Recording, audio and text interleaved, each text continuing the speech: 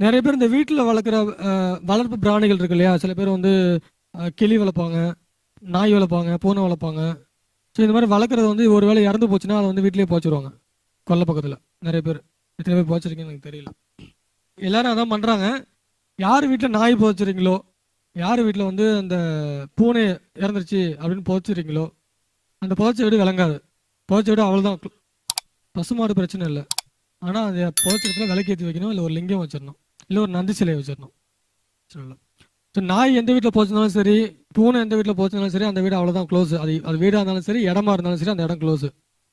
அந்த மாதிரி யாராவது வீட்டில் யாராவது அந்த வளர்ப்பு பிராணிகளை புதைச்சிருந்தீங்கன்னா அந்த இடத்த வந்து அதை தோண்டி எடுத்து எங்கேயாவது தண்ணியில் விட்டுருங்க. இல்லைன்னா அது கடைசி வரைக்கும் அந்த இடம் வந்து விளங்கவே விளங்காது. அந்த இடத்த விற்கவும் முடியாது, வாங்கினவும் காலி. ஏன்னா வாங்கினாலும் அந்த இடம் முடிஞ்சு போச்சு.